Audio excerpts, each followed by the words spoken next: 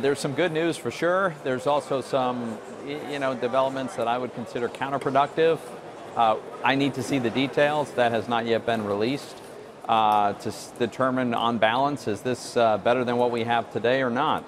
It's certainly good that we've got better intellectual property protection than we had. We have longer protection on biologic, for instance, than we had under TPP. That's good news.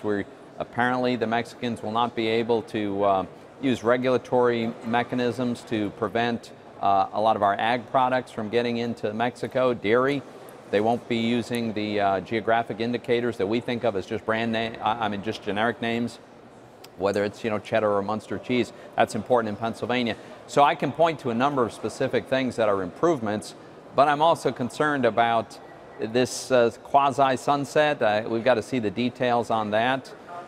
This 16-year horizon, the watering down, the shrinking of the investor-state dispute settlement mechanism is troubling. I want to see exactly how that's going to work. And then, of course, they've introduced country-specific rules of origin in the auto sector. It's only one sector. I mean, it's the wrong direction, but it's not the entire manufacturing sector. So it's going to be a matter of weighing the good and the bad. Senator Toomey, why is that the wrong direction? I mean, I'm looking at a statement here from you as well, where you say you raise serious concerns around arbitrary wage mandate for the auto sector as well. I see that, and I think, for years we've seen the offshoring and nearshoring of American manufacturing jobs to places where there's cheaper labor. The idea that you're going to ensure more U.S. jobs in the auto manufacturing sector, I would think that'd be a good thing, no? No, it's not a good thing for the government to dictate wage rates. It's not a good thing for the government to restrict trade. America has had the freest trading environment in the world. Our economy is more open than any other, and we remain the world's #1 manufacturer. Manufacturing output in the United States is at an all-time record high.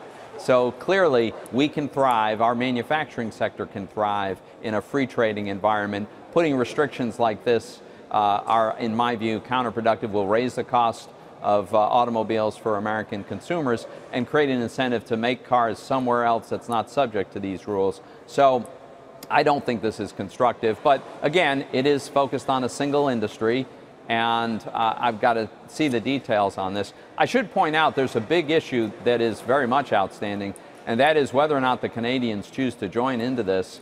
I don't think that the president, I don't think Congress can pursue a bilateral agreement just with Mexico and the U.S. under the Trade Promotion Authority that gives expedited procedures. So it's going to be really important to make this a trilateral agreement if we're going to have that expedited process. And if they don't get that expedited process, what does that mean then? Then I think it means a 60-vote threshold in the Senate and potentially long delays in taking up the legislation. And when are you going to actually get a look at those details that you've mentioned and where some of your concerns are centered? How long is that going to be? Do you know? I don't know. I know they're working on it. I know I speak with Bob Lighthizer, our trade rep, regularly. He's very forthcoming about this to the extent that he can be. So I don't think he's intentionally playing hide the ball here. I think in some cases they're still drafting. So we'll get a notification, we're told, from the administration this Friday. Maybe that will have some more detail. I wouldn't be surprised if it does not. And we might be waiting for some period of time, on the order of even as much as 30 or 60 days before we start to see some specifics on some of these controversial issues. And has Lighthizer in your conversations indicated the likelihood in their perspective of getting a deal done with Canada? I think it's fair to characterize Bob as being generally optimistic that there will be an agreement with Canada. And in fairness, I think the big contentious issues were more between the U.S. and Mexico than they were between the U.S. and Canada. So I think that's plausible, but it hasn't happened yet. So we'll just have to see how that plays out. Senator Toomey, I want to dig into the legality of a potential bilateral deal between the U.S. and Mexico just a little bit more. I realize that if Canada's not brought on board based on the fast-track process right now, that this probably couldn't go through that. It would require 60 votes in the Senate. But it could actually get done. It might just take longer, and it would require more from senators, correct? That's my impression. That's my understanding. In the absence of TPA, Trade Promotion Authority, you could still pass legislation enacting a new trade agreement, but in the absence of TPA, it would be ordinary legislation, and so it would be subject to all the potential obstacles like a filibuster that ordinary legislation is subject to.